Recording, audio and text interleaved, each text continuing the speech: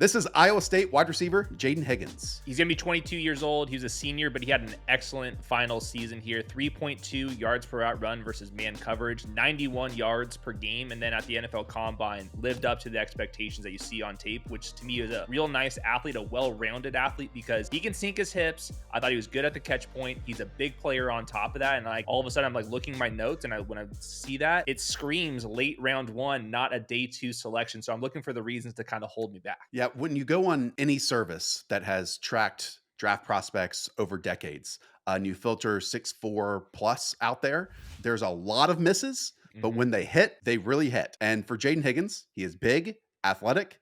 I thought had really good tape, plenty of production, like you talked about, and incredibly reliable hands, and won both outside and inside. So if you're thinking in this draft class, when you're looking at boards or mock drafts, that you're concerned about wide receivers outside the top group to buy into, to me, Jayden Higgins will make you a believer. Yeah, he checks basically all the boxes except like that he didn't declare early, and then maybe he's not like a crazy athlete. But I mean, 39-inch vertical is more than good enough. 4.47 in the 40 at 6'4", 214 pounds. Man, that's really good stuff. And I think that he's one of the better route runners in the class. You don't see like some of the big guys also be kind of put into that threshold. It's usually kind of like the average size guys are the better route runners. But I thought that he can really do it all. Like you see a bunch of option routes with him. I think that's one of the fun parts of his game is like they would put him into the slot and they would make him run out routes. And he was very good at that. I think he's probably going to play on the outside, but I think there is a power slot element to his game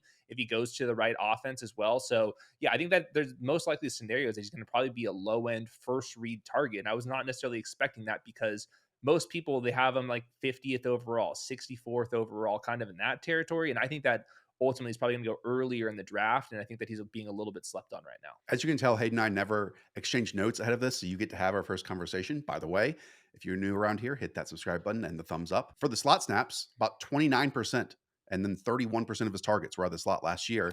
He was 13th in this entire draft class in yards per route run out of the slot. And again, that's at 6'4", 214 pounds. Like, you see those breaking routes. You see him sit in soft areas. I really like the balance that he had in man coverage, outside X wide receiver snaps, and then zone coverage, underneath stuff as a slot player.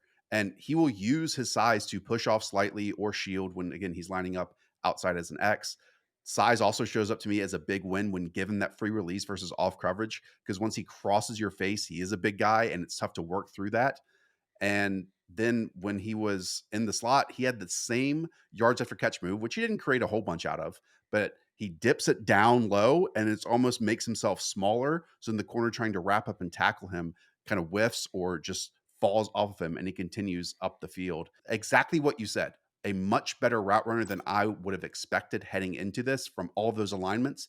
The only downside to that is, to me, when comparing him to another 6'4" receiver in this class in Tet McMillan, the curls, the comebacks, the stop routes, I thought he got stuck in the mud way more often than T-Mac did, and it allowed the corner to really catch up in terms of the space created. Yeah, you see it on the breaking routes, and I think what you said is the slight push off. There were some times where it was an exaggerated push off, get off me, which I do think he plays like to his size, which is a little bit different than the Tet conversation that we had there. So yeah, he just wins in an interesting way because I thought his release package was good. There's a lot of times fluid.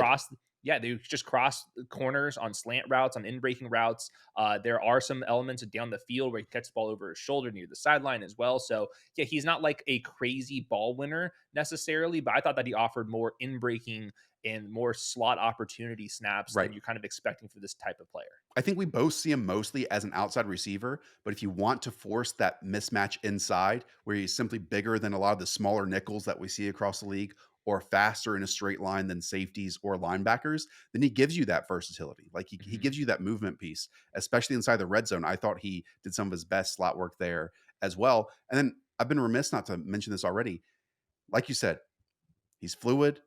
He's an easy mover. There's like a rhythm to his game. He's also seamlessly converting these off-target passes. He's adjusting to them when his momentum is carrying him in the opposite direction. Like if he's running a dig over the middle of the field and the ball is behind, he will just, again, in one fluid motion at 6'4", 215, go to his back shoulder, pluck it, and then oftentimes that is leading him into contact. His Mhm. quarterback, which had a bunch of off target passes, led him into contact, some hospital balls. But he does a really good job, again, despite his massive frame, of like not taking big hits in those moments. And I give that credit to Jayden Higgins. Yeah, Ben Fennell was also pointing this out. He only has 7 drops on 350 Yes. career targets. That is very impressive, especially in the ways that Higgins is like getting thrown the ball. Like, it's very easy to have a contested catch drop in the situation that he's been put in, especially some of those balls coming over the middle. So reliable hands, good route runner, big and very athletic. Like, to me, this is where I'm coming back to.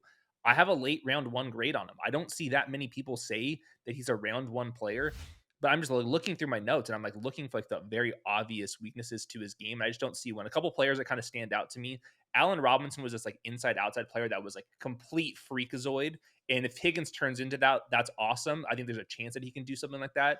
Michael Pittman, maybe more on the low end side of this as well, but still a very productive player for the Colts. Got paid a lot, went early round two, almost a round one player. That's the type of range that we're going for with Jayden Higgins. Man, I just don't see like the 50th overall player. I think that he's definitely a tier above that. Yeah. Question for you, and I'll answer at the same time.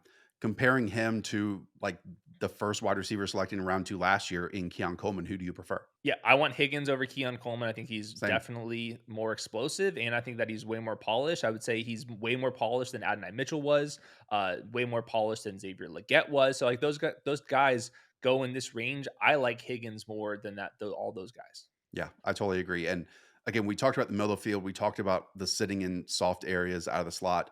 If you want to go look at his vertical speed, go watch the game against Utah. There are these two long catches. The first one was press, nice release package. He was able to seamlessly work beyond that press corner and catch it on his outside shoulder. And then that same corner then tries to play off coverage. And Jayden Higgins uses this awesome, almost weaving pattern to make it look like it could be a breaking route either inside or outside. It forces a false step, and then he's able to create like 4 yards of separation. So it's like the same exact placement of the pass, 30 plus yards down the field, yet he achieved it in two very different Mhm. ways against two different styles of coverage. And excelling in both of those really, really stood out to me. But again, I'm not saying he's a complete 6'4" wide receiver out there, or else, we'd be talking about top 10 talents. I really do think he gets stuck in the mud when trying to work back towards the Mhm. football on these curls and comeback routes. The comparison I made, and stick with me here, all right? Okay. He's Marvin Jones and Nico Collins' body. Wow, that's gonna take a second for me to process. Yeah, I mean, yeah, Marvin Jones definitely had some moments. The Nico Because Collins, Nico to me is just and again, Jayden Higgins is an unbelievable athlete, yeah, 90th percentile athleticism, 153, 447, 40, 84th percentile jumps. He's an 80-inch wingspan. That is massive. I mhm, think Nico Collins, and again, it did take him 2 years to get there, and it was also with bad quarterback play. He's just a physical freak, and I don't really want to compare almost anyone to Nico Collins in the league right now. Marvin Jones is a little bit smaller of a wide receiver, and I do think Jayden plays a little bit smaller than Nico mhm. Collins, but still Interesting. mostly on the boundary, mostly on the outside. And we saw him win in all of these same types of routes. I really wish the Packers would go after him. To Oh, me, that's a type of receiver that they need. So we'll see what happens in the draft. yeah. Like you said, a 2.25 drop rate is absolutely unreal. Caught 14 of Mhm. 24 contested targets charted by PFF this offseason. And like you said, just 2 years at Iowa State. He transferred after his first 2 years at Eastern Kentucky. And we'll have another video on him a bit later on. Had an awesome running mate in Jalen Knowles. So it's not like he could just dominate the production. It was going to be 50-50 or 60-40 one way or Mhm. the other in every single game because that's what happens. And again, I will point out that I don't think his quarterback did him a bunch of favors in this Definitely not. Definitely not. one. All right, that's going to do it. Go and check out the running back, wide receiver, all these other prospect videos that we already have on the channel. You will enjoy them, I promise you. So we'll see you there.